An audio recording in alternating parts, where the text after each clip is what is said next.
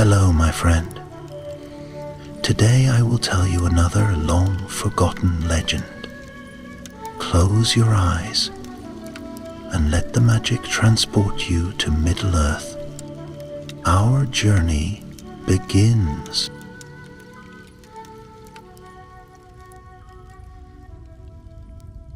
There are stories so old that even the stars do not remember them. And there are songs so ancient that only the wind still carries their echoes. This is one such tale. A tale whispered by the roots of the world in the quiet places where the earth dreams of what was. Before the sun first rose over Middle-earth, before the silver lamps of the moon lit the darkened sky, there were the two trees of Valinor. Telperion, the elder, bathed the land in a silver glow, while Laurelin, the younger, shone with golden light. They were not merely trees. They were the heartbeats of an age, the lifeblood of a world untouched by time. But their light was stolen, devoured by darkness, and though the Valar kindled the sun and moon to take their place, the first light was lost, or so the world believed. In a land untouched by time, where the great forest of Fangorn stretched its limbs to the sky, an Ent named Galadon stirred from his slumber. He was old even among his kind, for the Ents were shepherds of trees, and they counted their years by the growth of the roots and the falling of the leaves. His bark was knotted with age, his limbs thick as ancient oaks, and his eyes, his slow, deep eyes, gleamed with the memories of a world long past. On this night, beneath a sky heavy with stars, he heard it. A voice, faint and wandering, carried on the wind. It was not the whisper of leaves, nor the murmuring of distant rivers. It was a song, drifting through the forest, soft as the breath of dawn. It sang of something forgotten.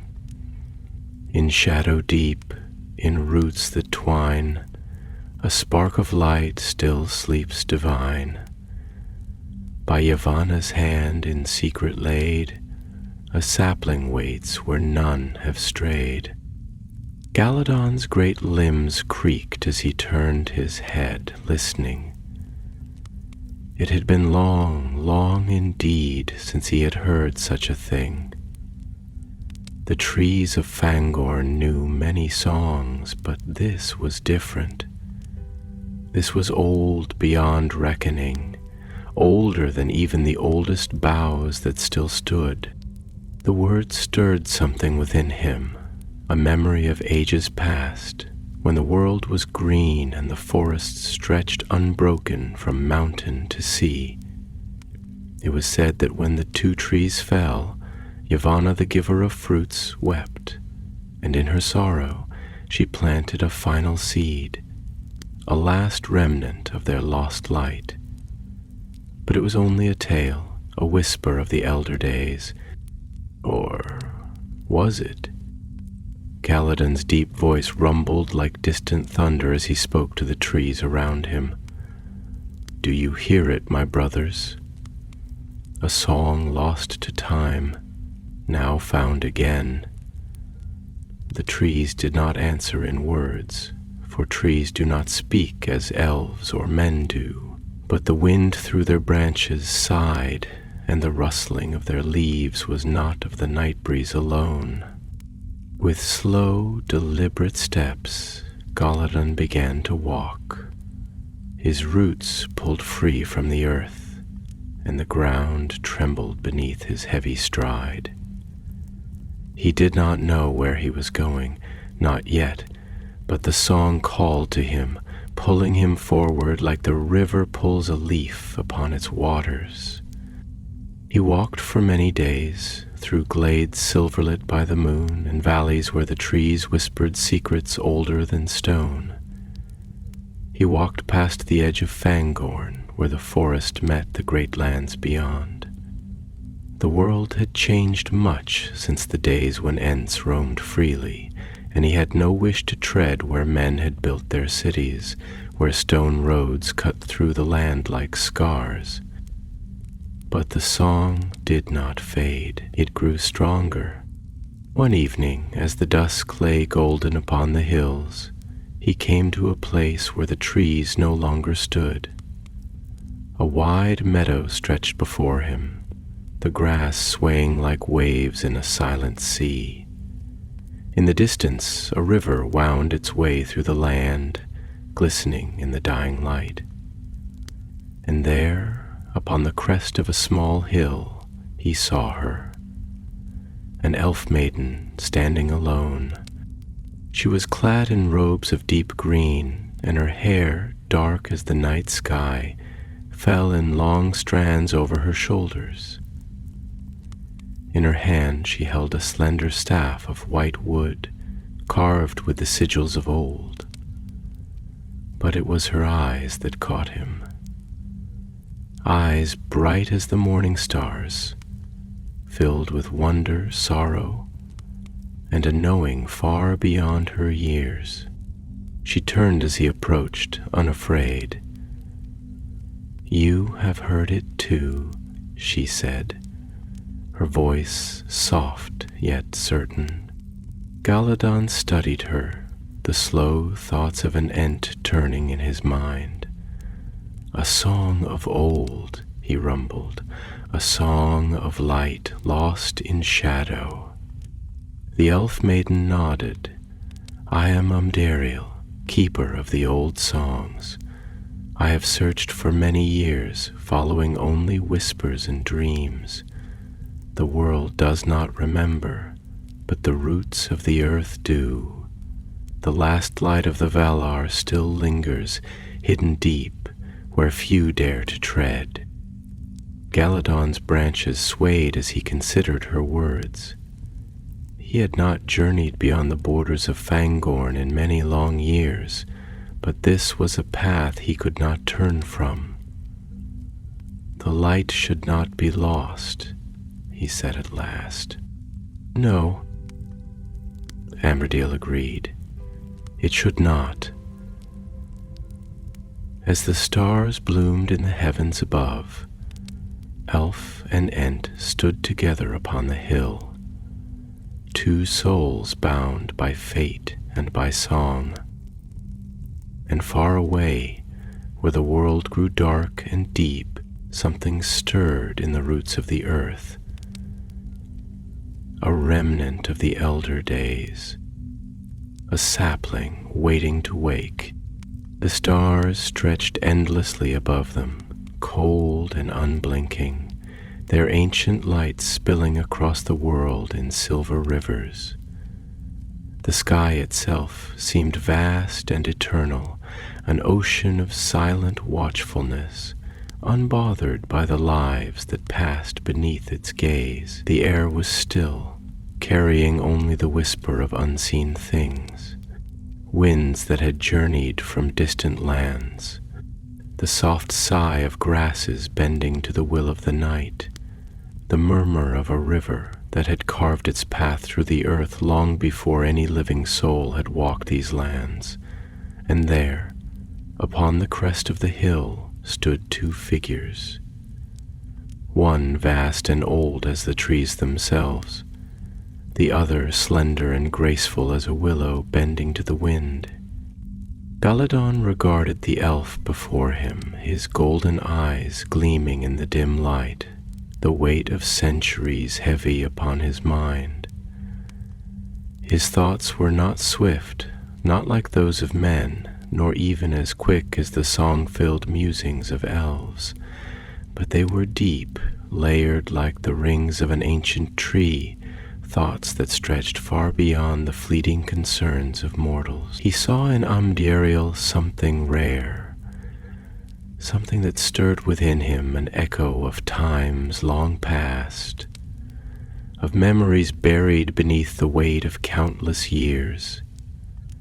She was young by his measure, younger than even the oldest trees of Fangorn, and yet she carried a sorrow in her eyes, a quiet knowledge that spoke of long searching, of a yearning that had not found its end. She had spoken of the old songs, of a light forgotten yet lingering, a remnant of what had once been, and Galadon, though slow to move and slower to decide, felt the roots of curiosity twining through his thoughts, drawing him towards something he had long believed lost. Amduriel, standing before him, studied the great Ent with careful eyes, her fingers tracing idle patterns upon the carved wood of her staff. There was something in his presence that made the world feel vast, as if she stood before not a creature, but the living embodiment of time itself. She had always understood the Ents to be guardians of the past, creatures of slow thought and deep memory, but now, faced with one in the quiet hush of the evening, she realized she had never truly understood the depth of what that meant. The Ent before her had seen lands change, had witnessed the rise and fall of empires, had stood in silent watch as the world shifted around him, unmoving as the tides of history swelled and receded. For a long while neither spoke. The wind moved through the grasses at their feet, whispering between them, carrying with it the scent of far-off pines and the damp earth of riverbanks. The land was wide and quiet, the sky vast and unknowable, and for a moment they were simply two beings standing beneath the heavens, caught in the fragile stillness of time. At last, Galadon's voice rumbled through the night, deep and slow, each word shaped with the patience of ages. "You say you have searched," he said, his tone neither questioning nor doubting, but carrying the weight of contemplation. "That you have wandered far, chasing the echoes of old songs. Songs are but ripples upon the great river of time, carried far but fading always, and yet you follow them still." His great limbs shifted slightly, the creaking of his bark as ancient as the whisper of roots pressing deep into the earth. "Tell me, elf child, why do you chase what is lost? Why do you search for a light that has faded into memory?" Amduriel's fingers tightened slightly upon her staff, and she cast her gaze toward the horizon, where the last embers of twilight still lingered, painting the sky in hues of deep violet and pale gold. "Because memory is not enough," she said, her voice soft, yet carrying an undertone of quiet resolve. "Because the past, though buried, is not gone, and because some things, though thought lost, still breathe in the quiet places of the world." She turned her gaze back to him, her dark eyes reflecting the starlight like twin mirrors of the night sky. "I have read the oldest scrolls, traced the paths of those who lived in days beyond reckoning. The elves still sing of the two trees, though we have never seen them. We speak of the light of Valinor, though it no longer touches this world. We remember, and yet remembering is not enough. There is sorrow in memory, Galadon, a sorrow that deepens with time, for the more we remember, the more we feel what has been lost."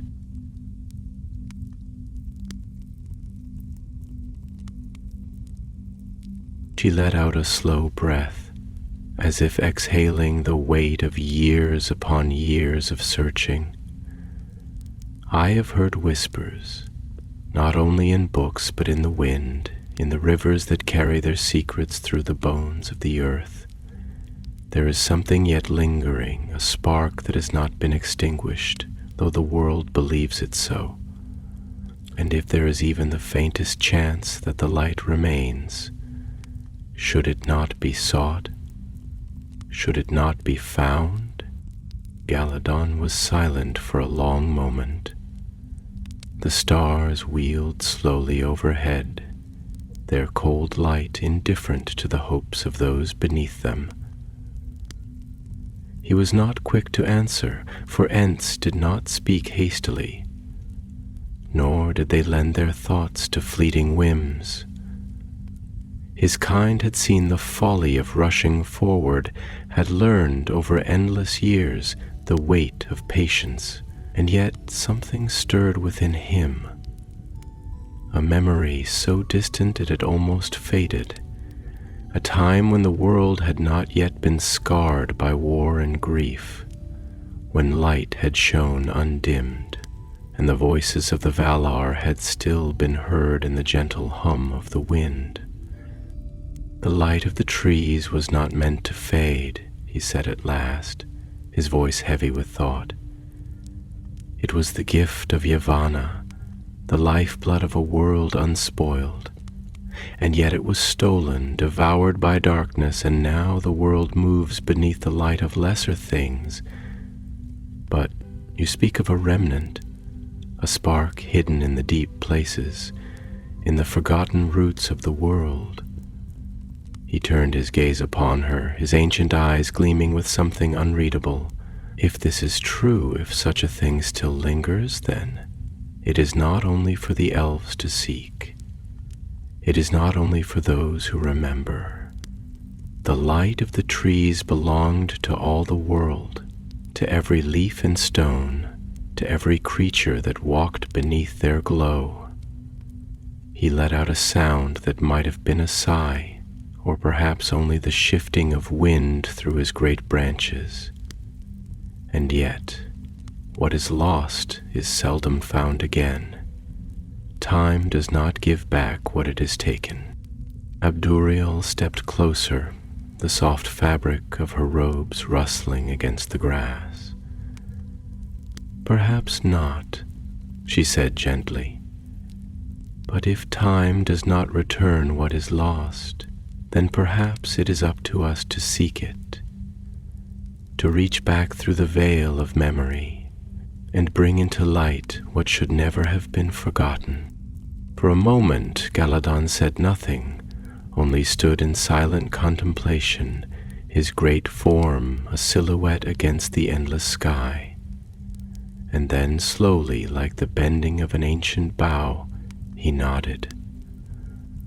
"The song calls," he murmured, "and I will follow." Amdiriel's expression did not change, and yet something in her eyes brightened, as if a flame long kept in embers had begun to glow once more. She did not thank him, for this was not a debt nor a favor granted, but something greater, a path taken together, a journey that now stretched before them, uncertain and vast.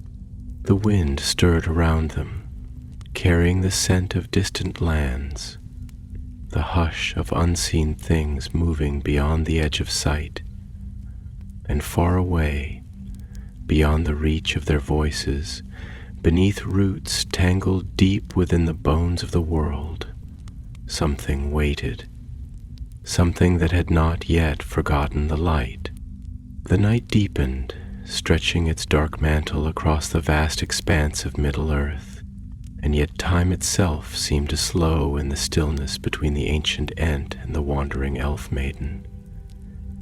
The air was thick with the scent of the earth, damp soil and crushed grass, the lingering perfume of unseen blossoms drifting through the cool breeze, mingling with the faint aroma of pine carried from forests far beyond the horizon. The wind, once restless, now moved in slow, deliberate sighs, as though it too were listening, as though it too was caught in the quiet gravity of the moment. And above them the stars, those distant sentinels of forgotten ages, pulsed with a cold and watchful light, their shimmering constellations forming silent echoes of the past, unchanging and eternal.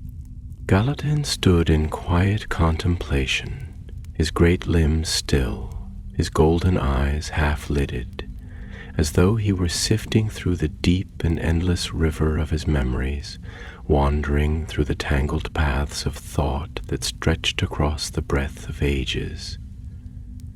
He had seen the world change, had felt the slow retreat of forests beneath the hands of men, had witnessed the silent passing of time where once there had been only stillness, only the slow, steady heartbeat of the earth. And yet even he could not recall the last time he had chosen to step beyond the safety of Fangorn's embrace, beyond the shadowed glades and whispering boughs of his ancient home. He had always believed that the world beyond the trees no longer belonged to him, that the great rolling fields of men and the crumbling remnants of elven kingdoms were not his to tread. But now, standing before this elf, before Amdiriel, who spoke of things thought lost, of light buried deep in the forgotten places of the world, he felt something stir within him, something like the slow unfurling of a leaf, long held in winter's grasp. He turned his gaze toward her, watching the way the wind moved through her dark hair, the way her eyes, bright as captured starlight, reflected something both sorrowful and unyielding, something ancient and aching.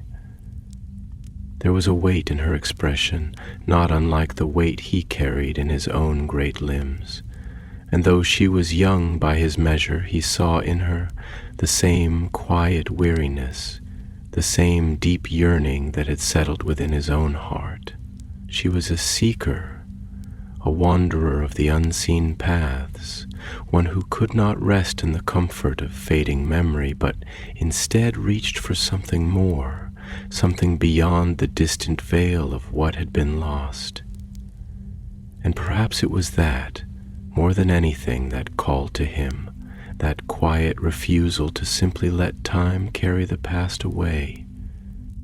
For a long moment, neither of them spoke.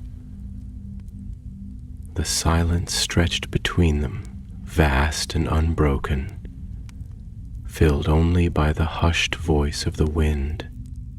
And then, at last, Amdiriel let out a slow breath, the sound barely more than a whisper against the night.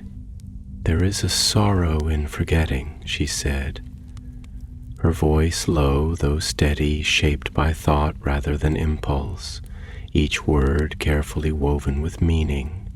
"It creeps upon the world like a slow tide, unseen at first, gentle in its coming.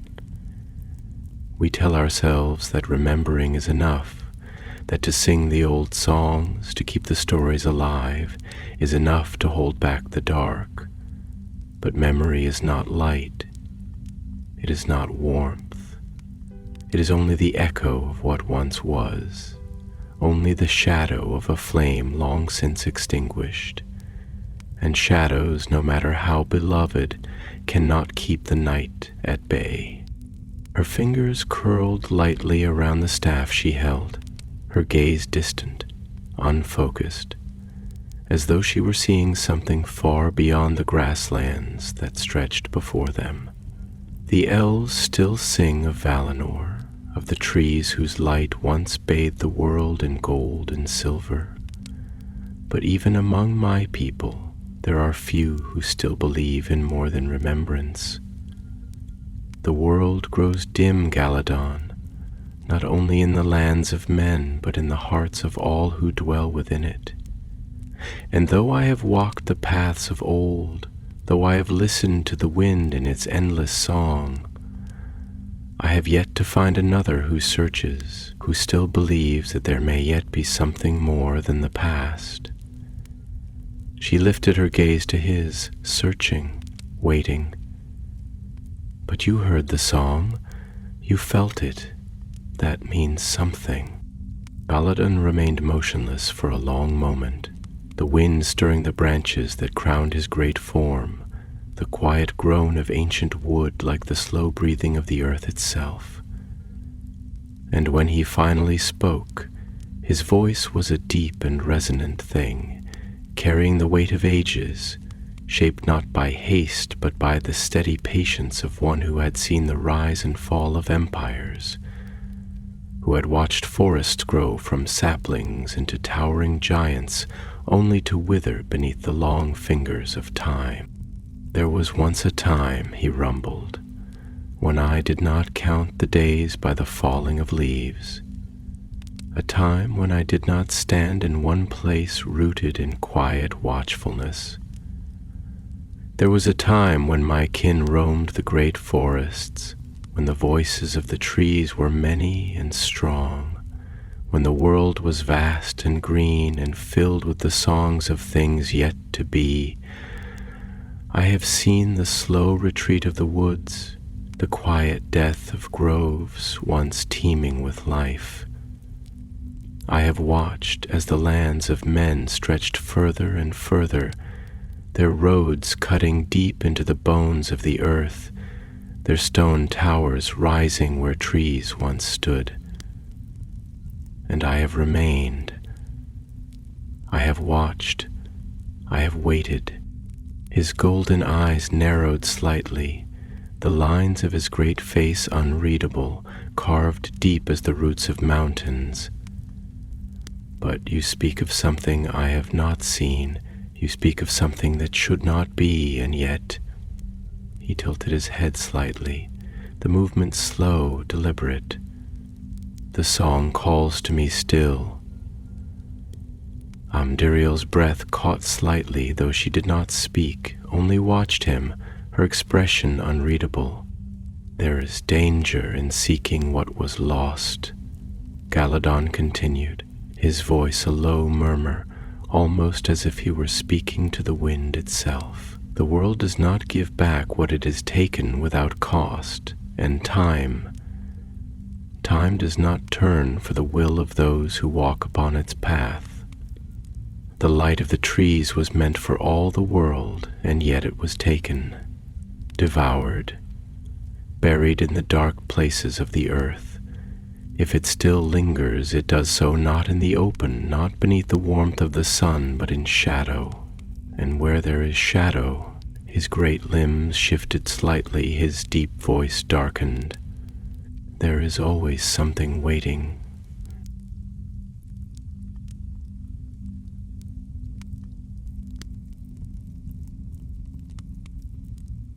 Amdariel did not look away. Yes, she said softly, I know. The wind stirred again, colder now, a whispering breath against the skin, an unseen thing curling through the grass like a hidden tide. In the distance, beyond the reach of their voices, the land stretched vast and empty, but there was something there, something unseen, something waiting. And as the night deepened, the first step of their journey had already begun. Galadon, the eldest of Fangorn, the watcher of trees, the keeper of long and heavy memories, had made his choice. The past was no longer enough. The time had come to seek what had been forgotten. The night stretched onward, deep and endless, unfurling across the heavens like an ancient tapestry woven with silver threads, each star a distant ember of forgotten ages. The air was thick with the weight of silence, not the absence of sound, but the presence of something unseen, an unspoken expectancy woven into the fabric of the wind, as though the land itself knew that something had stirred after long slumber. The sky, vast and immeasurable, arched above them like the great dome of a forgotten hall.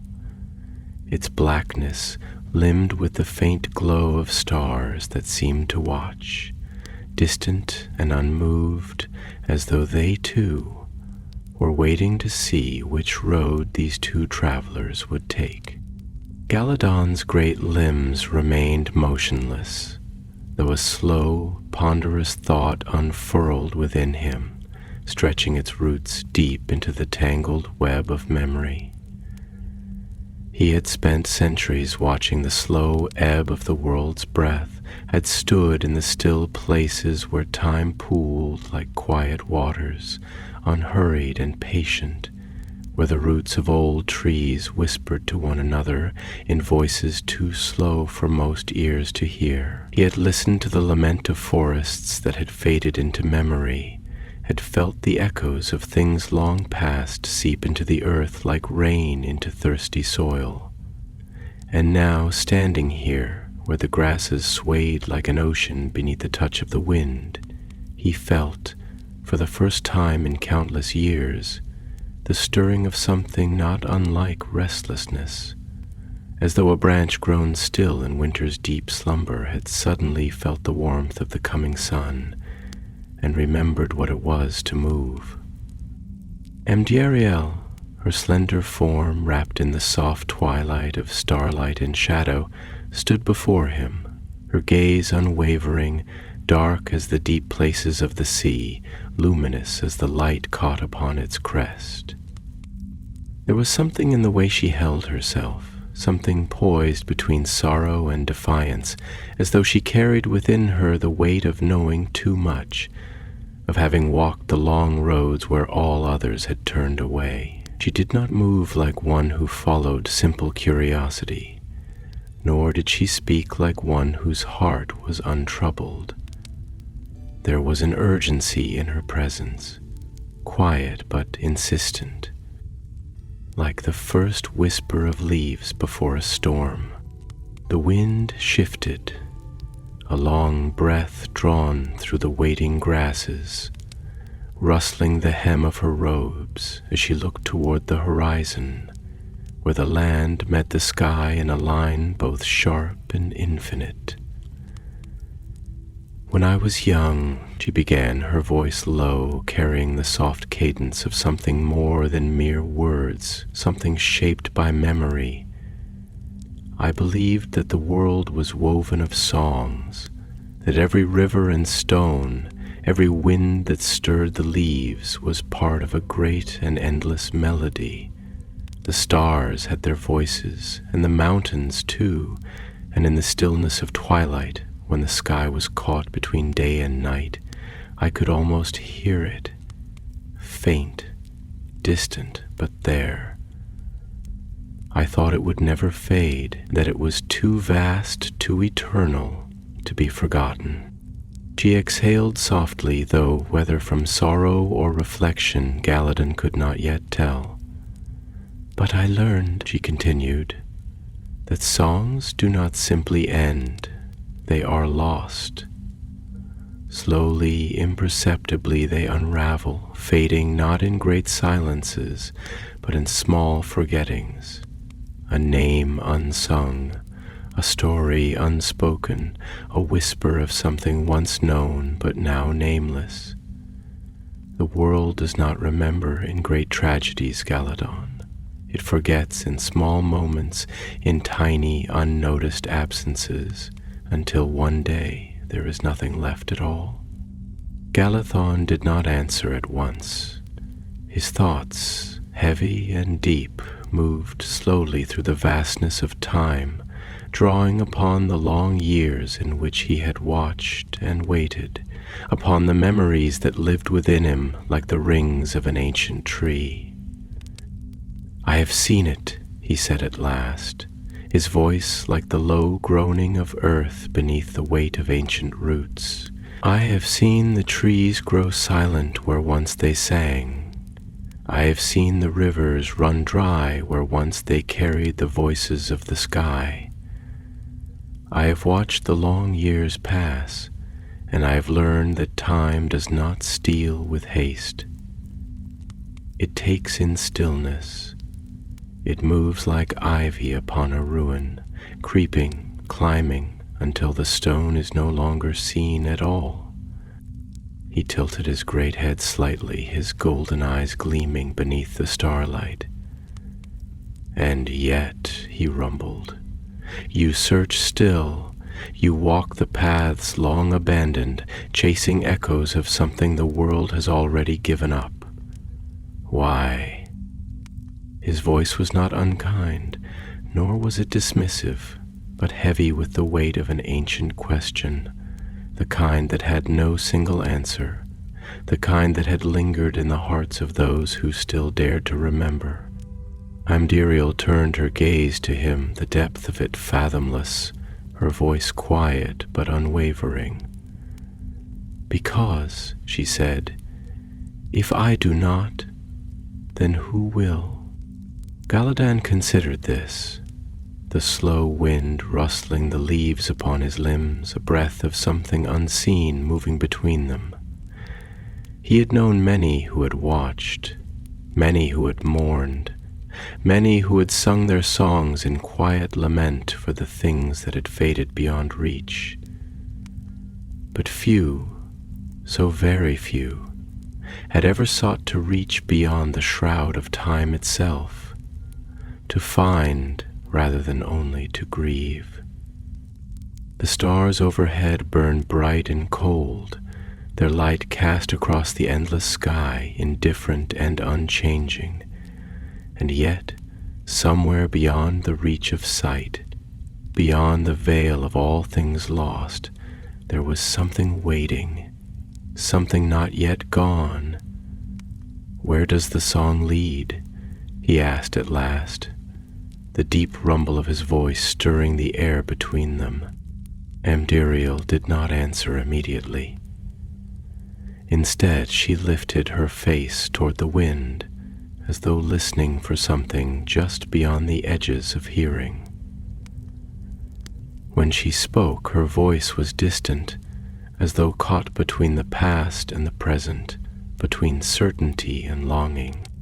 "North," she murmured, and though the word was simple, it carried with it the weight of the unknown, of roads yet walked, of questions yet unanswered. "To the roots of the world, to the places where no footsteps linger, where only silence has kept watch. If the light still lingers, it is there, in the depths where time has forgotten to pass."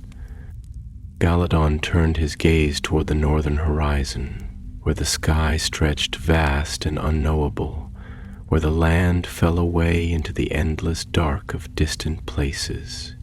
He did not yet know what lay ahead, nor did he know what awaited them in the shadows of time's great forgetting. But for the first time in many long years, he felt the weight of stillness shift, felt the quiet stirring of something not unlike the first breath of spring through a frozen wood. The past was not yet done speaking, and so, beneath the watchful stars, beneath the hush of wind and whispering grass, they took their first steps forward into the unknown, into the long-forgotten song that still hummed beneath the bones of the world. The land stretched vast before them, unbroken and ancient, its undulating plains and scattered thickets bathed in the cold silver light of the watching stars. The earth beneath their feet felt quiet, hushed in a way that suggested it had not known the footsteps of travelers for many long years, as though it had lain in patient slumber, undisturbed by the movements of men or elves, untouched even by the whispering feet of beasts that once roamed freely under the sky. The grasses swayed in slow, rhythmic waves, their tips catching the pale glow of night, gleaming like the surface of a dark sea frozen in time. There was a silence here, not empty, not void, but full, weighted with something unseen, something unspoken, as if the very air carried the lingering presence of stories too old to be remembered, of voices too quiet to be heard.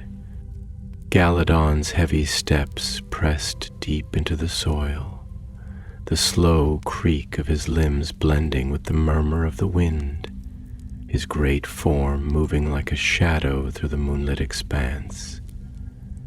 His thoughts, long and ponderous, stirred within him like roots stretching deep beneath the surface of the earth, seeking water, seeking understanding. He had always known stillness, had always dwelled within the embrace of Fangorn, where the world moved to the slow rhythm of the trees, where the passing of years was marked not by the fleeting concerns of men, nor by the swift songs of the elves, but by the quiet falling of leaves, by the patient deepening of roots. And yet now he moved, and as he moved, he felt the unfamiliar shift of purpose settling upon him, a sense of something stirring in the marrow of his being, something he had not felt in a long, long time, an urgency that did not belong to the ways of the Ents.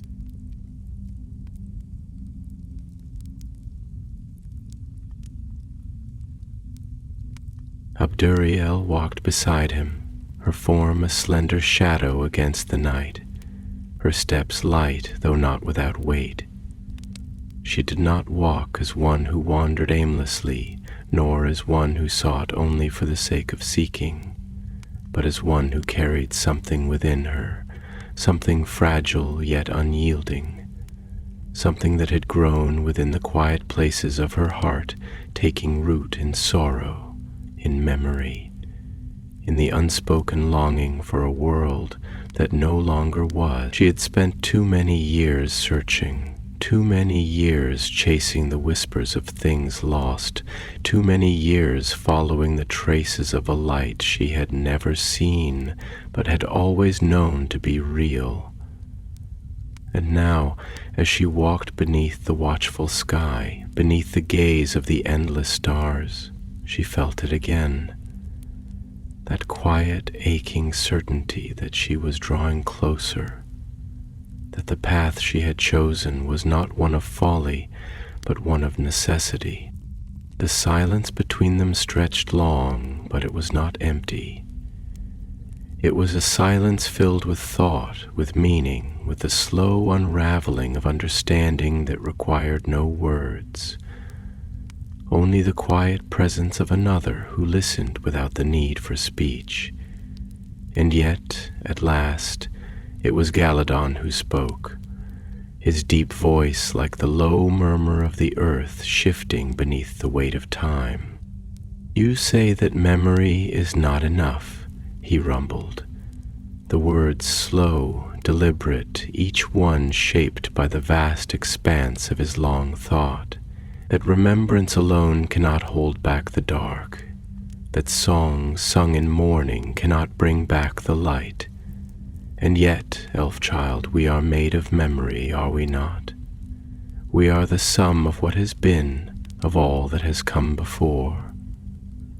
To be a keeper of what was, to hold within oneself the echoes of things lost, is that not enough? Is it not better to remember than to chase after shadows that may no longer be? His great limbs swayed slightly as he moved, the leaves that crowned him rustling softly, as though echoing his words. The past does not yield easily, nor does time give back what it has taken. If the light is gone, should it not remain gone? What is the worth in seeking something the world has already chosen to forget? Amduriel did not answer at once. Instead, she lifted her face toward the wind, feeling the cool breath of the night against her skin, feeling the way the air carried with it the distant sense of unseen forests, of rivers that had carved their paths long before she was born, of things older than her understanding, older than her grief. She let the silence settle between them again. Let it stretch, let it grow full with thought, with meaning, before she turned her gaze to him, dark eyes gleaming with the reflection of the stars. "We are made of memory," she said softly, "but we are also made of longing. To remember is not the same as to live. We do not walk through this world as ghosts, nor as echoes of what has been. We walk as those who still feel, who still hope, who still dream of what may yet be. And if there is a chance, even the smallest chance, that something remains, that the light of the trees, though dimmed, has not been fully extinguished, then is it not worth seeking? Even if the world has forgotten, does that mean it should be left in the dark? Should we not, instead, reach for it, hold on to it, protect what little may still be?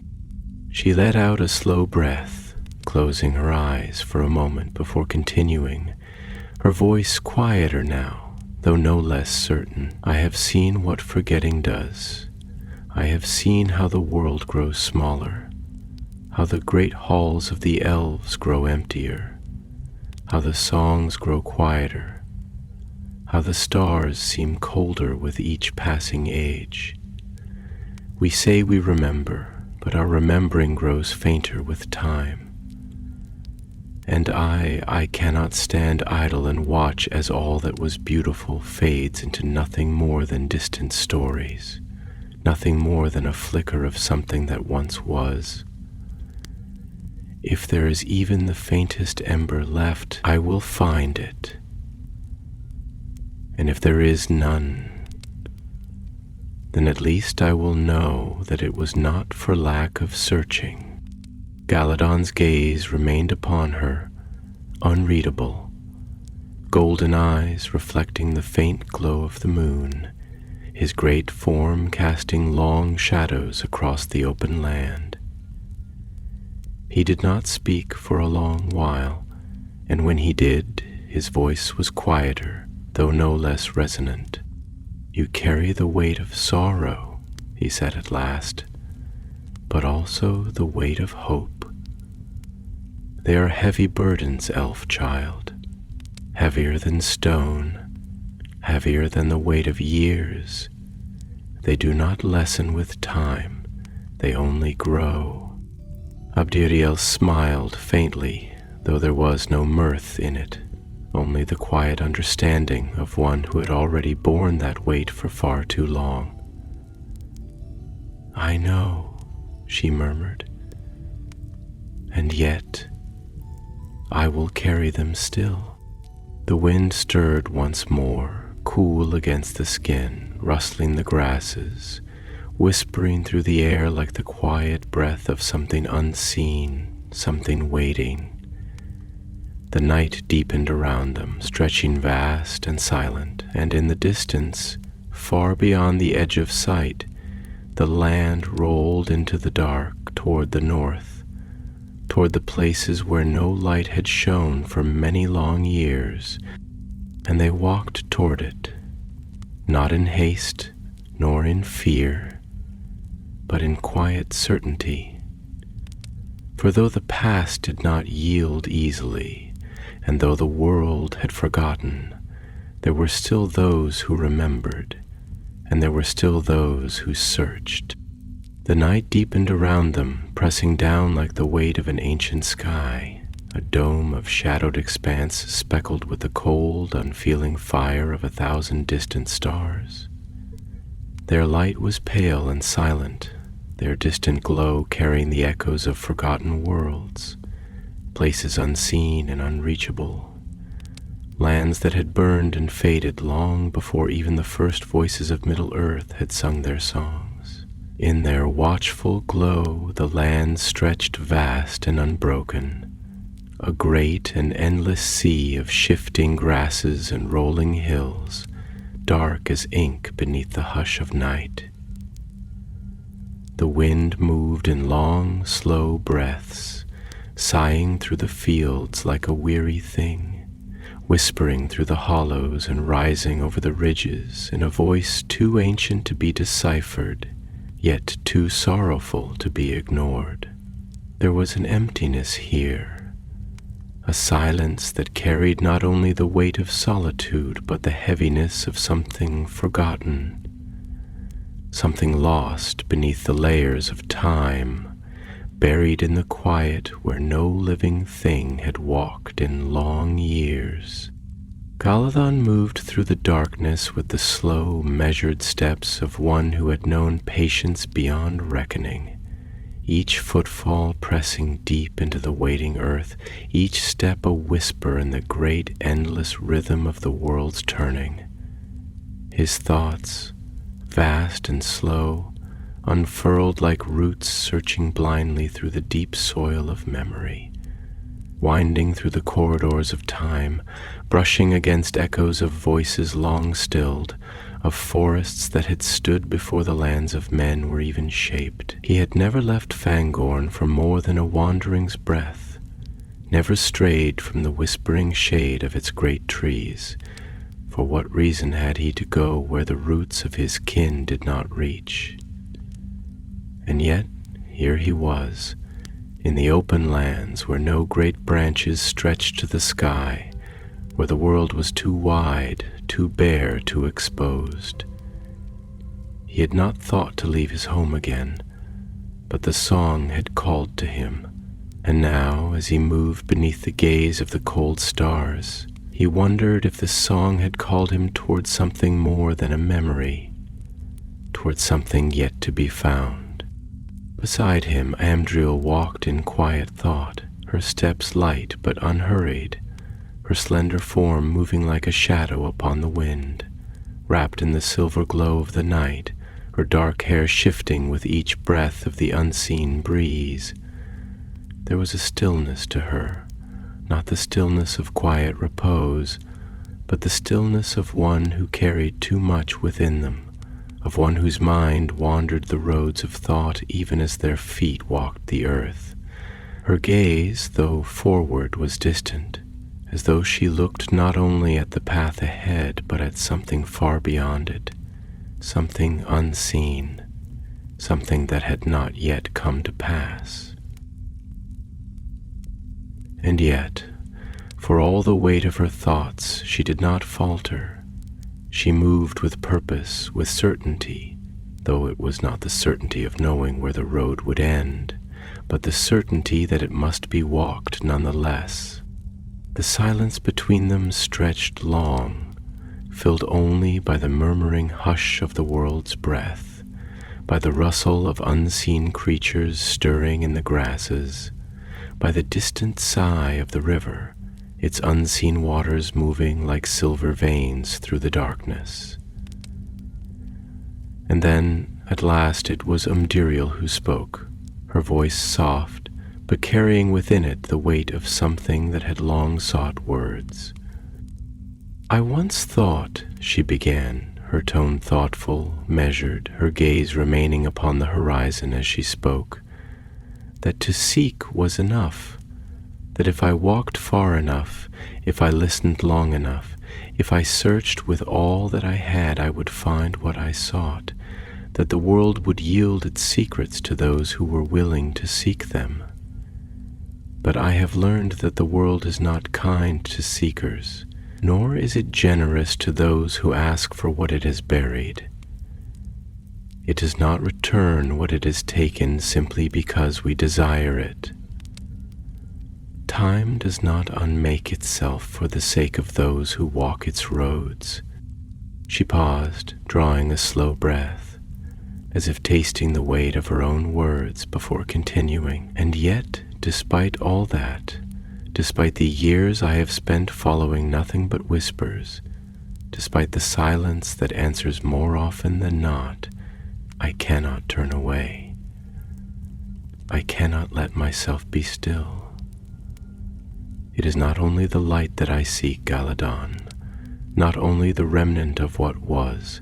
I seek the truth of what it means to remember, of what it means to hold on to something that the world has chosen to forget.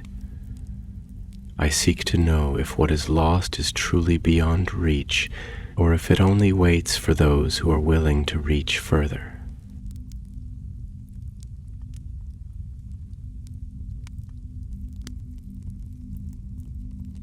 Galadon let her words settle in the hush between them, his great limbs shifting slightly as the wind moved through the leaves upon his shoulders, carrying the scent of the earth, of unseen waters, of the distant echo of trees he could no longer see. His thoughts moved slowly, deeply, winding through the vast corridors of memory, through the echoes of old songs, through the weight of years spent in the quiet watchfulness of the unchanging woods. "It is a heavy thing," he said at last, his voice deep, slow, resonant with the weight of time, "to carry such longing, to walk with it, to let it shape your steps, to let it call you beyond the roads of your own making. I have seen longing in many things, Amdariel. I have seen it in the trees that reach ever upward, seeking the sun though they will never touch it. I have seen it in the rivers that carve their paths through stone, ever moving, never resting, always seeking the sea, though they know not what waits at the end of their journey. I have seen it in the mountains that rise against the sky, unyielding, unbroken, but longing still for the days when the world was young, when they too were new and unshaped by time." He paused, his golden eyes shifting toward her, unreadable in their depth. "And now I see it in you. But tell me, elf child, do you know what it is you truly seek? Is it the light itself, the remnant of the trees, or is it something else? Something within yourself? Something that the finding of the light would only serve to reveal?"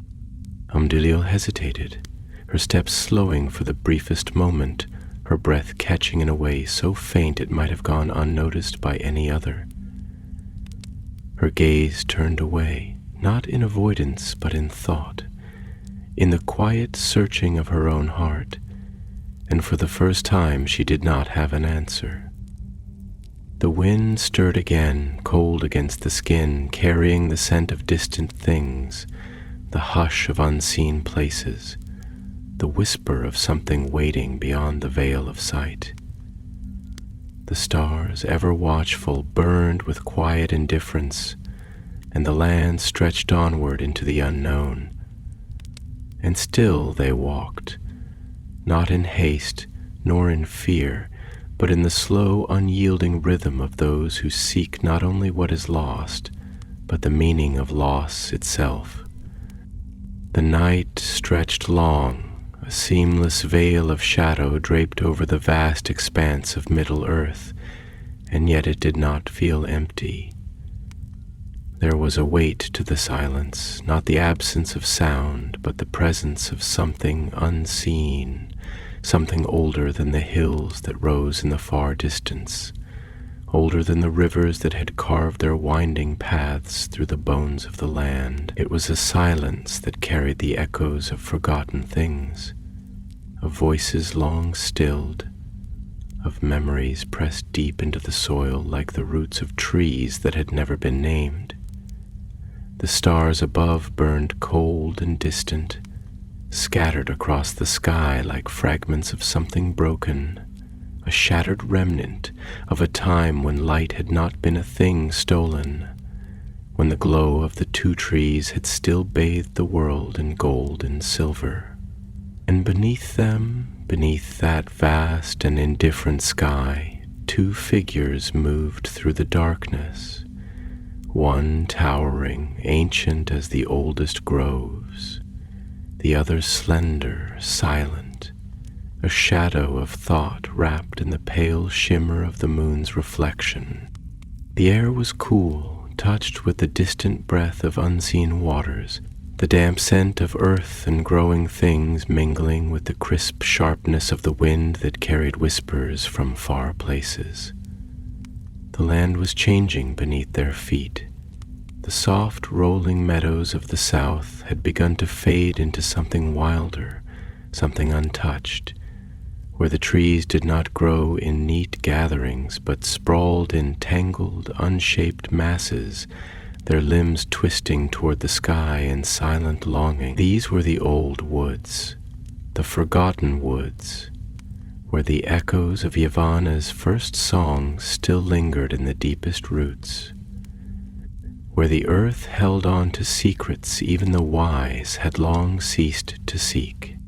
Galadon felt it, the slow hum beneath the surface, the pulse of life that had not yet been smothered by the passage of years, the quiet voices of the trees, not speaking in words, not in any way that elves or men could hear, but in the deep language of growing things, in the sigh of leaves, in the stretching of roots beneath the surface of the world.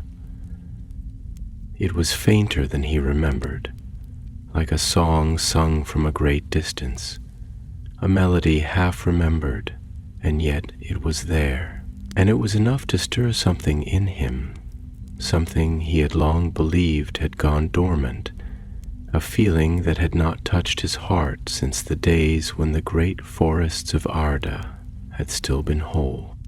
Beside him, Amdriel moved in quiet contemplation, her steps deliberate, though unhurried, her gaze lost somewhere beyond the horizon, as though she saw not what lay before her, but something else, something not yet spoken into being. There was an absence in her expression, a distance in her eyes, not of disinterest nor of weariness, but of one whose thoughts moved in deeper places, whose mind stretched beyond the present, weaving itself into things unseen, into the echoes of what might yet be. She had not answered his question, not truly, and yet he had not pressed her. He understood silence, understood the weight of unspoken things, understood the way some thoughts needed time to shape themselves into words. And so he waited.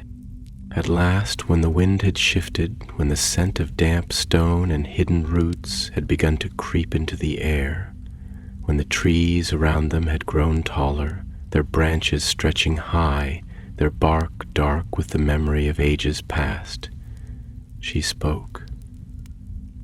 Her voice was quiet, but it did not waver, carrying the weight of something long held, something shaped by years of wondering.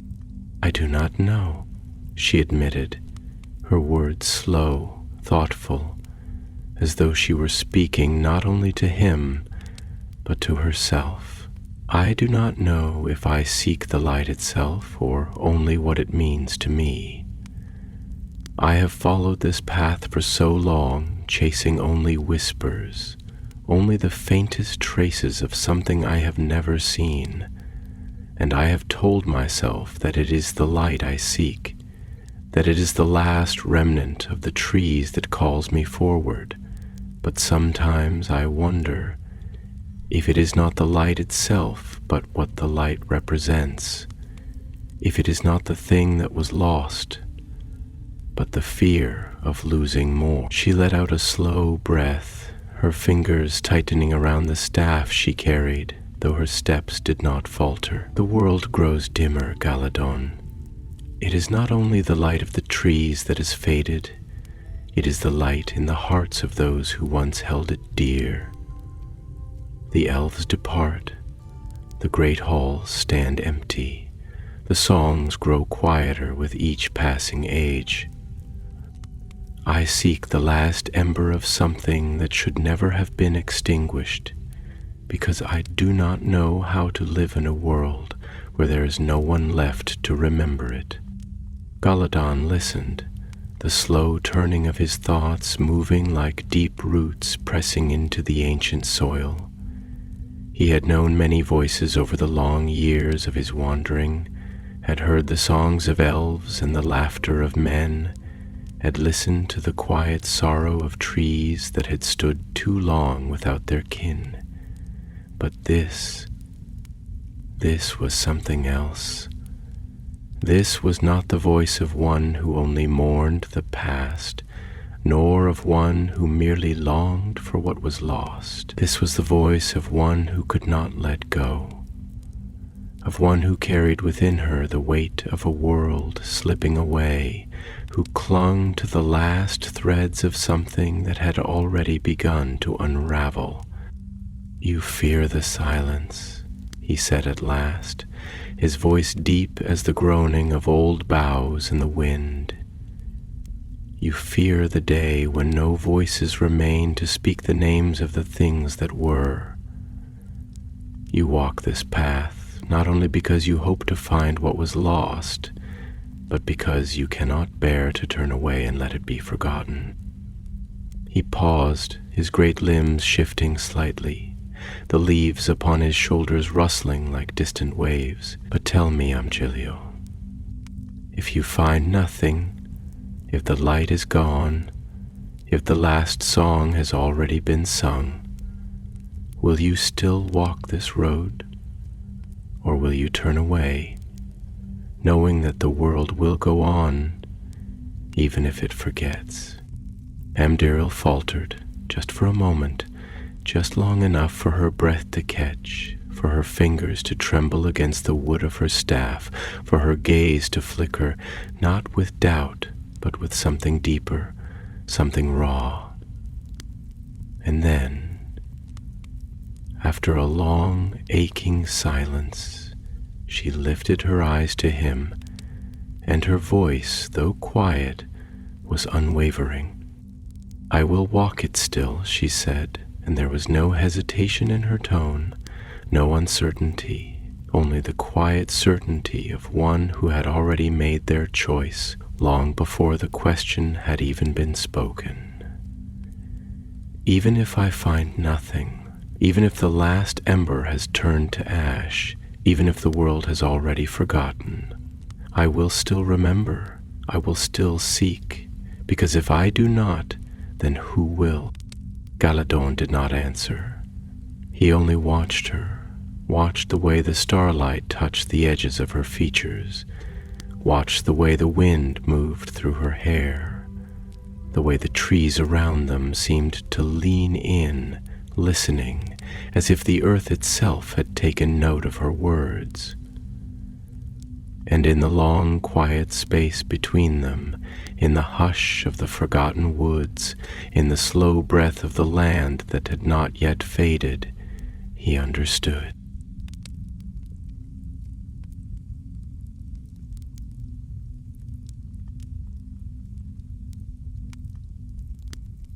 The past could not be changed, but there were still those who walked its edges, still those who carried its weight, still those who refused to let the last light be swallowed by the dark. And they walked on into the waiting silence. The night did not end quickly, nor did the dawn rush to take its place.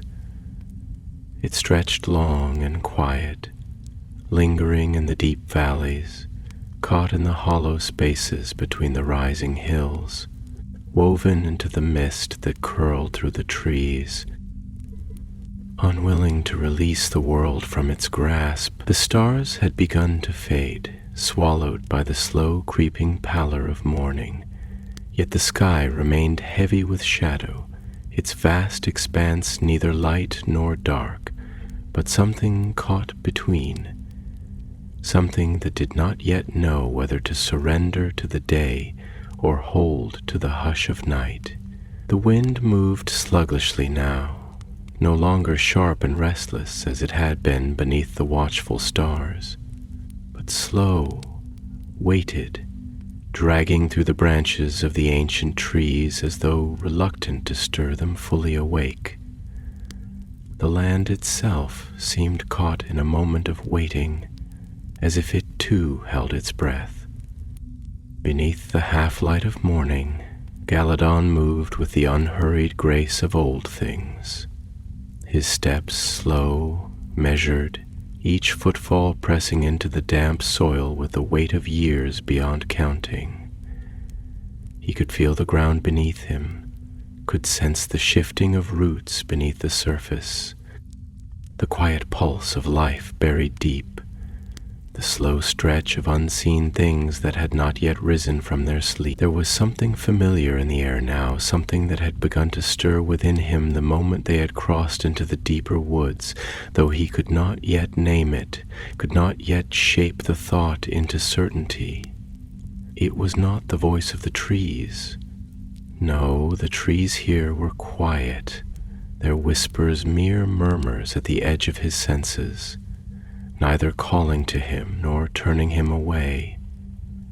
It was something older than them, something that lay beyond even their deep, slumbering memory, and it unsettled him, not with fear, but with the strange, unfamiliar feeling of being near something that should not exist, something that had no place in the world as it was now, and yet still remained. Amdrial walked beside him, her steps lighter, but no less steady, her dark eyes set forward, though not without the flicker of unease, not without the quiet tension that had begun to settle in her shoulders, as if she too had begun to feel the presence that stirred beneath the hush of morning. She did not speak, not yet, but he could see the thoughts moving behind her gaze, the way her lips pressed together in the faintest trace of hesitation, the way her fingers had tightened around the staff she carried. She had followed the voice of the wind, had listened to the whispers of rivers and the shifting of stones, had spent years chasing something she had never seen, never touched, never known for certain to be real. But now, as they walked deeper into the quiet places of the world, she was no longer following whispers. She was walking into the presence of something real. At last she drew a slow breath, her voice low, quiet, but no less weighted for its softness. "There is something here," she murmured, not in question, not in doubt, but in the certainty of one who had spent too long searching to mistake the feeling now curling in the marrow of her bones. Something old, something forgotten, but not lost. "Do you feel it?" Galadon did not answer immediately, though his great limbs shifted slightly, his golden eyes narrowing as he turned his gaze toward the thickening trees, toward the mist that clung to the spaces between them, thick as breath, curling through the boughs like unseen hands weaving the edges of the world together.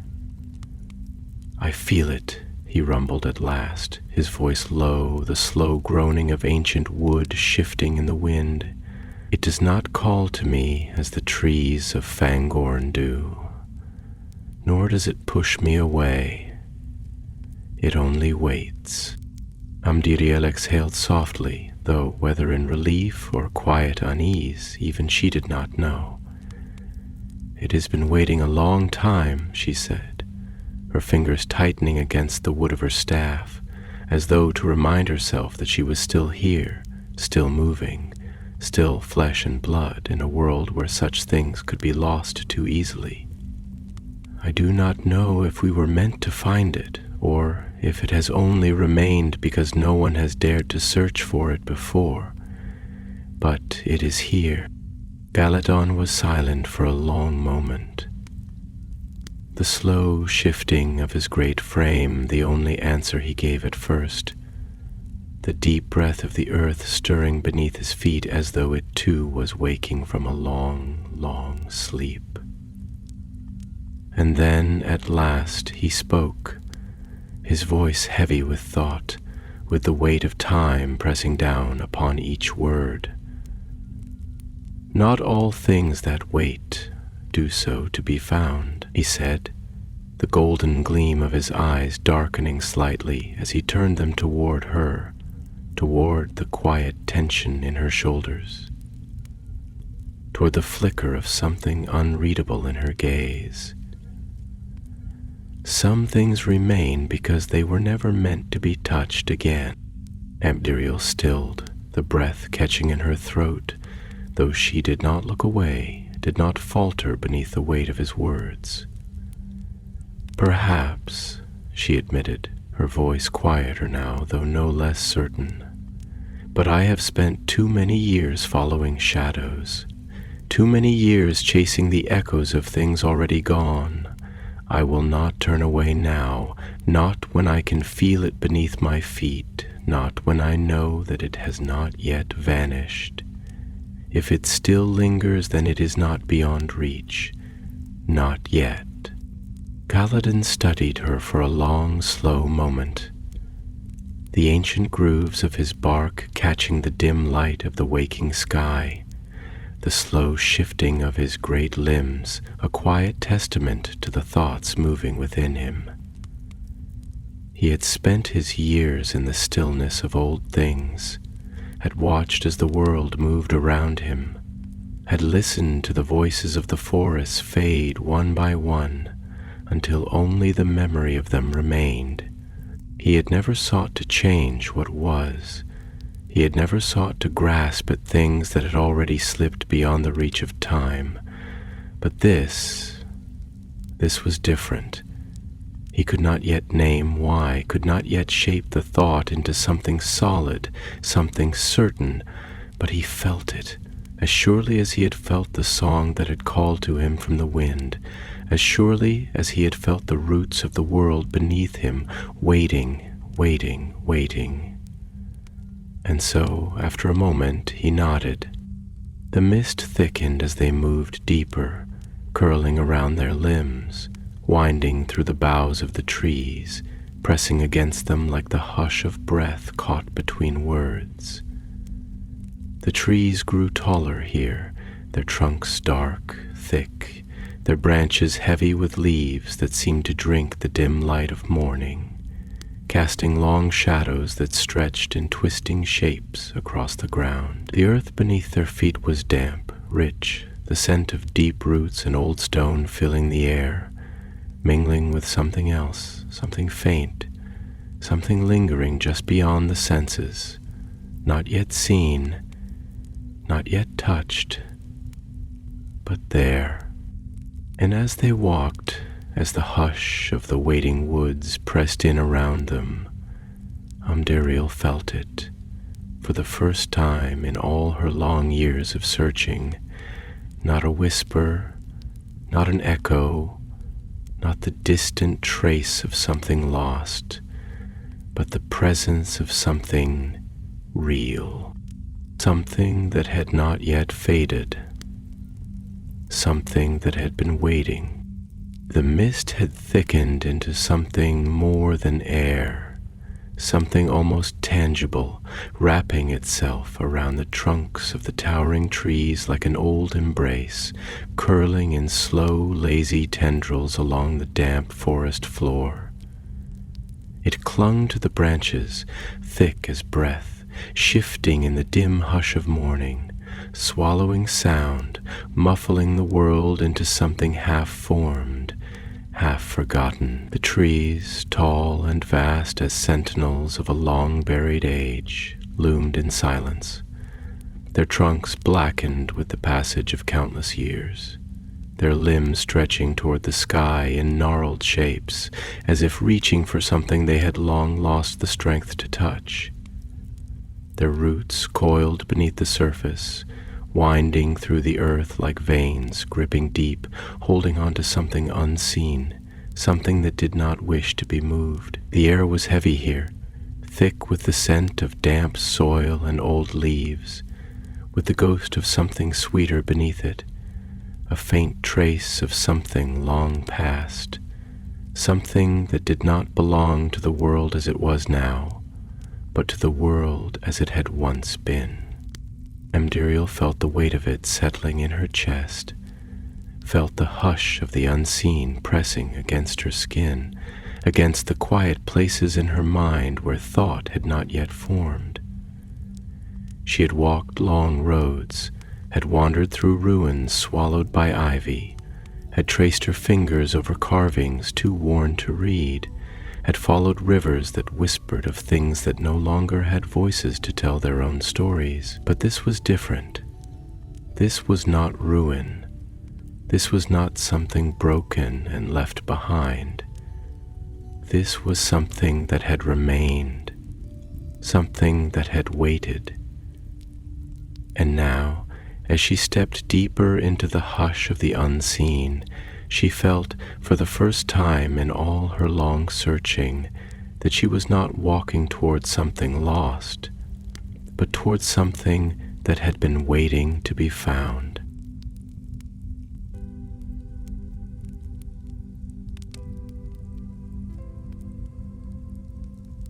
Beside her, Galadon moved in slow, deliberate steps, his vast frame shifting with the creaking of old wood, the rustling of leaves that were not his own. He could feel the roots beneath him, could sense the slow, patient pull of things that had never stopped growing, even when the world above had moved on without them.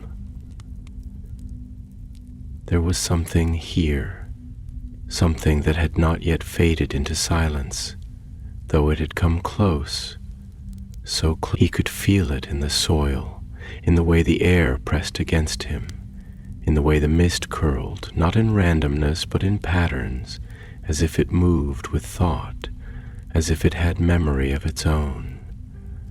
And that thought unsettled him, not in fear, not in dread, but in the slow, ponderous way of things that were not meant to be questioned, things that had existed before questioning had even begun.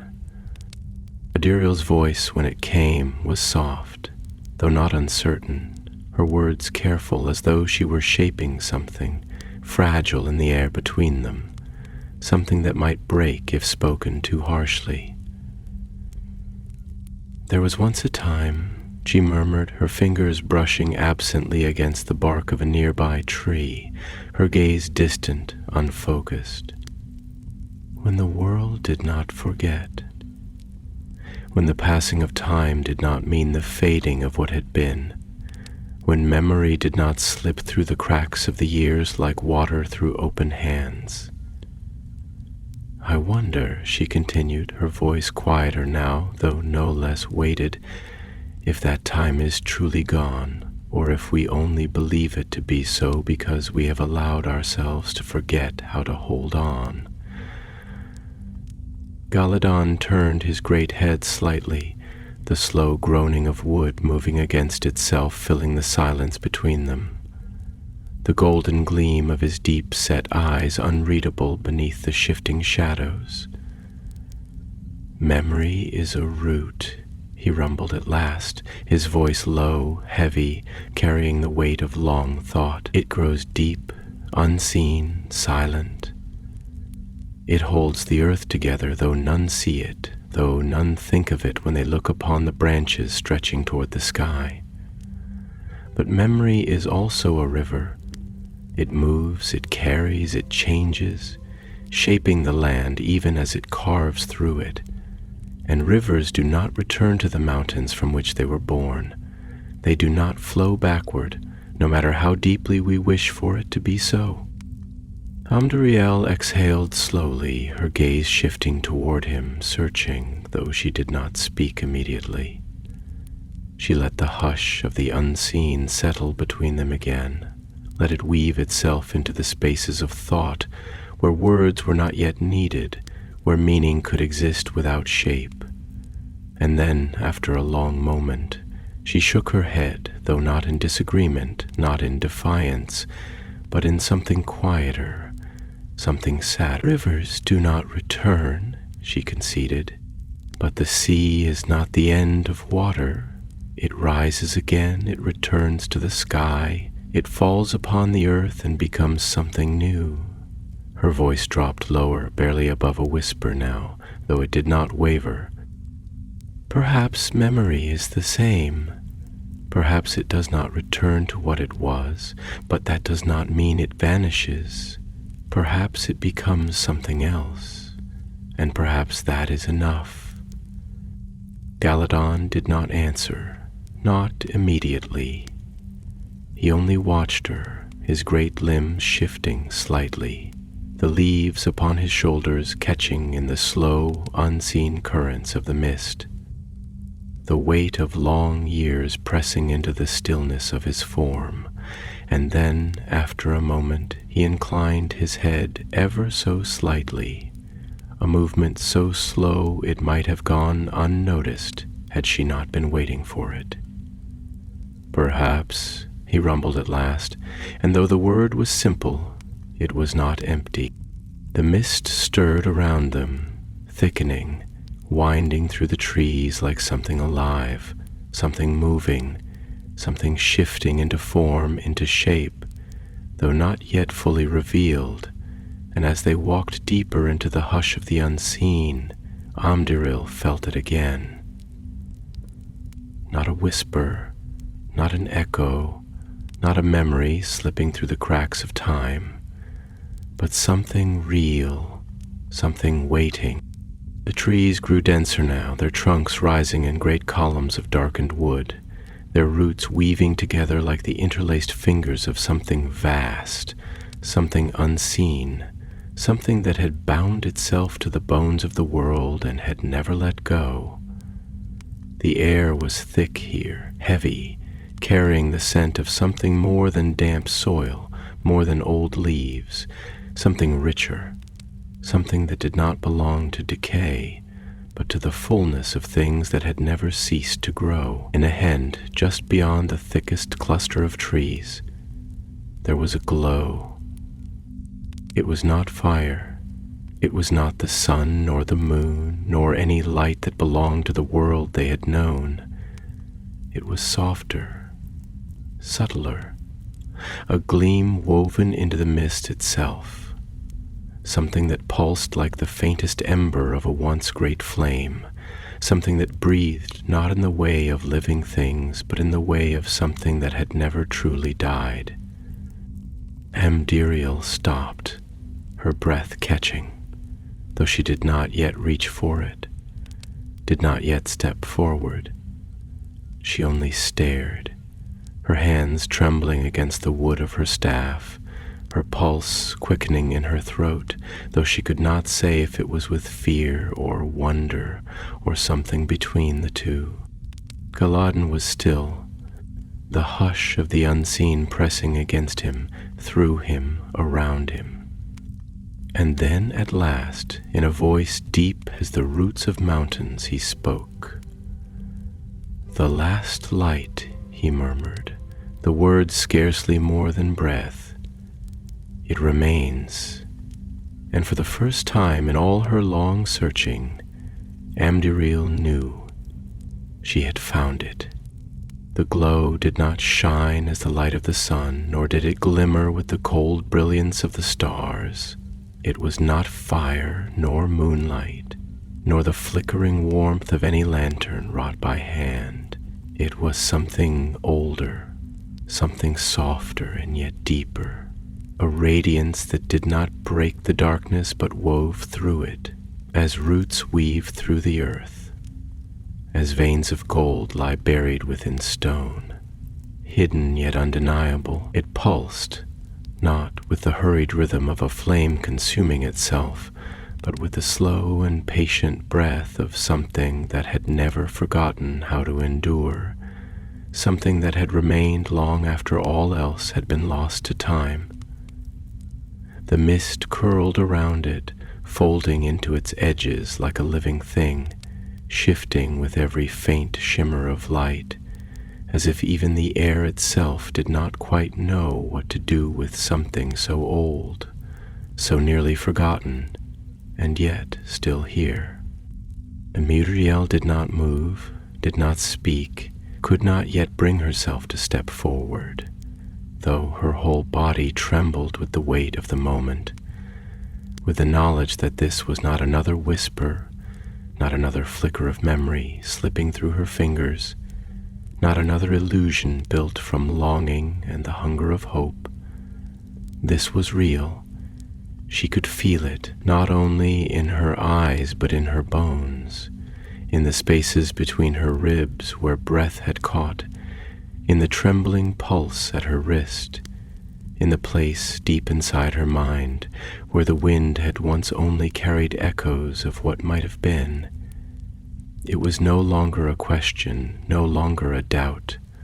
The light Galadon remained still beside her, his vast form wrapped in shadow in the hush of the forest that had grown thick and silent around them, his golden eyes gleaming faintly beneath the twisting canopy of the trees. He could feel the roots pressing deep beneath him, the ancient threads of life woven into the bones of the world, the slow and steady hum of something that had been waiting for so long. It was not the way of Ents to seek nor to chase after what had passed. They were creatures of patience, of memory that did not move but merely was, that did not hunger but only endured. And yet, as he stood there, in the presence of something that should not have been, something that should have faded long ago, he felt, perhaps for the first time in all his long years, a stirring in the deepest part of himself, in the place where time did not often reach, a question, old and slow, but undeniable.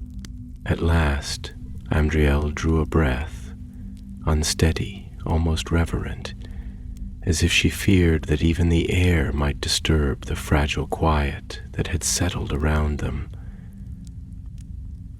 "It is not gone," she whispered, not looking at Galadon, not looking at anything but the soft, pulsing glow before her. "All this time, all these years, all the roads I have walked, all the voices that have faded, all the ruins where nothing but silence remained, I had begun to wonder if I was chasing only ghosts, if I was searching for something that had never truly been.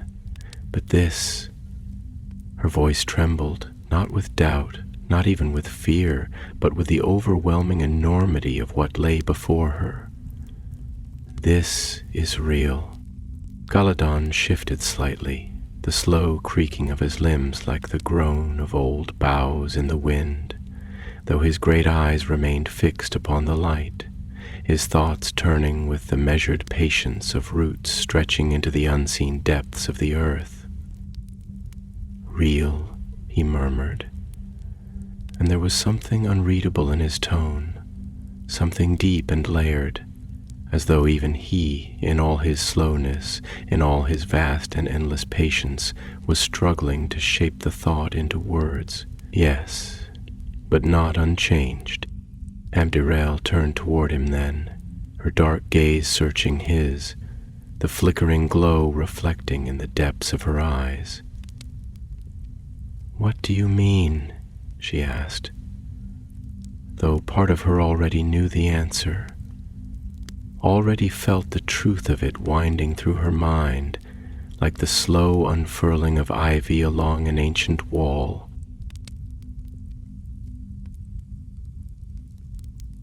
Galadon's great limbs shifted again, the wind moving through the leaves upon his shoulders, his gaze heavy, weighted with something that was neither sorrow nor warning, but something close to both. "The light of the trees was once vast," he said at last, his voice low, thoughtful, the words shaped with the care of one who did not waste speech. "It was not merely something that shone, it was something that was. It filled the world as breath fills the chest, as water fills the sea, as time fills the sky. It did not belong to one place, nor to one moment, nor to one memory. It was endless." He let the hush settle between them before continuing, slower now, the weight of time pressing into every syllable. "But this is not the light as it was." His golden eyes narrowed, though not in doubt nor in dismissal, but in something deeper, something older. "It is the last ember of something that was once fire. It has not been lost, but neither has it remained unchanged."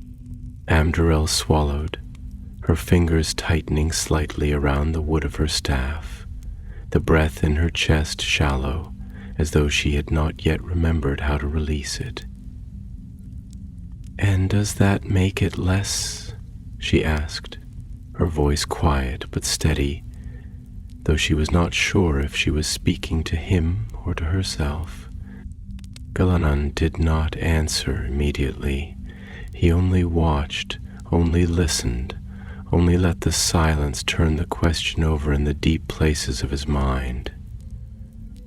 And then, after a long, slow breath, he said, "No, but it does make it something else." Ambriel closed her eyes for a moment, exhaling slowly, letting the weight of his words settle into the spaces of her thoughts, letting them wind through the uncertainty that had begun to take shape in the edges of her mind. And yet, as she turned her gaze back toward the light, as she let its quiet glow press against the darkness, against the hush of the waiting world, she felt no sorrow, no doubt, no fear. "Then perhaps," she murmured, "what matters is not whether it is what it once was, but what it still is." Galadon tilted his head slightly, the slow rustling of leaves the only sound that followed, and then, at last, he inclined his great head in the smallest of nods.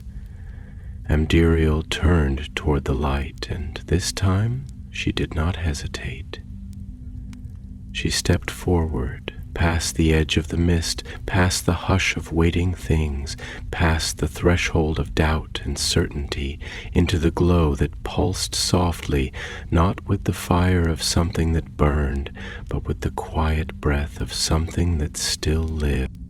It was not the light of the trees as it had been in Valinor. It was not the radiance that had once bathed the world in gold and silver, that had filled the air with the endless song of the Valar's first days. But it was something. It was still here. It had not been lost. And as she knelt before it, as she let her fingers brush the air around it, as she felt the warmth of it press against her skin like the first breath of spring after a long winter, she understood. Some things did not return to what they once were. Some things did not remain unchanged, but that did not mean they were gone. That did not mean they had no place in the world that remained. And as the hush of the unseen shifted around her, as the mist curled through the waiting trees, as the last light pulsed quietly in the heart of the forgotten woods, she knew without doubt, without fear, without hesitation, that she had not come here to find the past. She had come here to find what came next. Amdiriel knelt in the hush of the waiting forest, her breath slow, deliberate, her fingers hovering just above the glow that pulsed before her. It was not fire, nor sunlight, nor the silver radiance of the moon, but something else. Something deeper, something that did not demand attention, did not push back the darkness, did not burn, but simply was. It was a quiet light, a steady light, one that had not been stolen nor consumed, but had instead endured, hidden, forgotten by the world that had once been shaped by its brilliance, and yet, even in its quietness, she felt the enormity of it pressing against her senses, not as weight, not as power, but as presence, something that had never left though all else had faded. She exhaled slowly, feeling the cool dampness of the earth beneath her, feeling the hush of the unseen pressing against her skin, feeling the slow, rhythmic pulse of the light that should not have remained, that should not have been. She had walked so many roads, had traced so many lost names through the dust of forgotten halls, had whispered so many unanswered questions into the wind, and yet she had never expected to find this, to find something that was not a remnant, not a ruin, not a fading echo of a time long past, but something living, something that had endured. Gulladon stood behind her, his towering form wrapped in shadow, his golden eyes half-lidded, unreadable, the hush of the ancient woods folding around him like a second skin. He did not move, did not speak, did not press himself forward as many others might have done. He only watched, only listened, only let the slow shifting of the world beneath him tell him what needed to be known.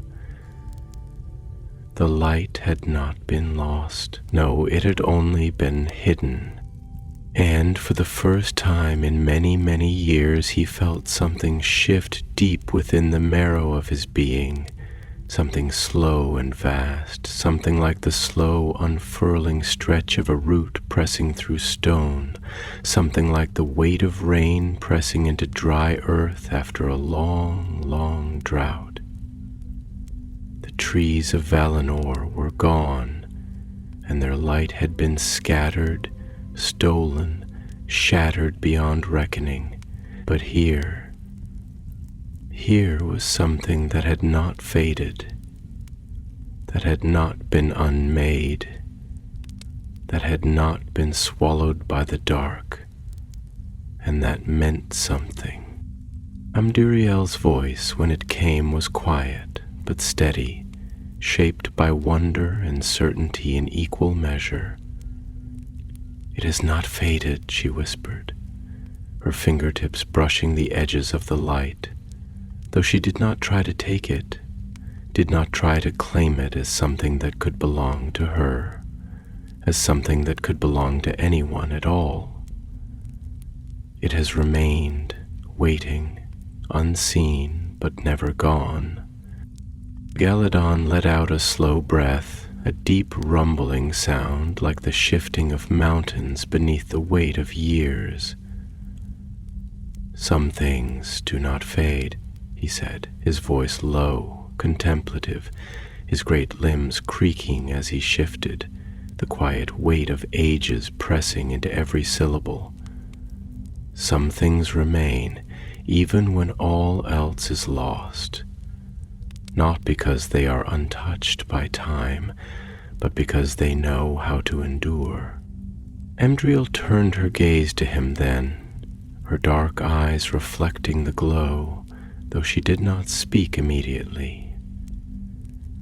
She only watched, only listened, only let the silence stretch between them like the space between roots, filled not with absence, but with the slow and steady hum of understanding. At last, after a long, thoughtful pause, she spoke again, her voice softer now, more certain, though no less reverent. "Then it was never meant to be found," she murmured, her breath catching slightly as she shaped the thought into words. "Not by kings, not by warriors, not by those who sought to wield it as a weapon or keep it as a treasure. It was meant to remain, to endure, not in splendor, not in dominion, but simply as itself." She let her hand fall away, her fingers curling slightly against her palm. "And now that I have found it, I see that I was never meant to take it, never meant to carry it away, to return it to those who believe they remember what once was. It was never theirs to reclaim. It was never ours to claim at all." Gulladon nodded slowly, the great weight of his thoughts settling deep into the marrow of the earth beneath him, pressing into the slow and patient hum of life that had never ceased to grow, even when the world had forgotten to listen. "Not all things that are lost must be restored," he rumbled, his voice low, measured, vast as the stretching boughs above them. Some things are meant to remain unseen, not because they are unworthy of remembrance, but because they are beyond it. He turned his great head toward her, his golden eyes heavy with thought. The light of the trees was never meant to be owned. It was never meant to be held by hands that would use it as proof of what was, or wield it as power over what is. If it has remained, then it has remained for itself, not for those who seek to shape it into something else. Amdriel felt the truth of his words press into her chest, pressing into the quiet spaces where longing had once sat, where sorrow had once settled like a weight too heavy to lift. And yet now, that weight was gone. The ache of what had been lost had been replaced by something else, something quieter but no less powerful. Acceptance. She had spent so many years searching, chasing, grasping at the edges of a world that had slipped beyond reach, believing that if she could only find something, anything that had remained, then the past would not feel so distant, then the things she had lost would not feel so wholly gone. But now, standing here, before the last light of something that had endured not because it had been preserved, but because it had chosen to remain, she understood. The past could not be reclaimed, but that did not mean it had vanished.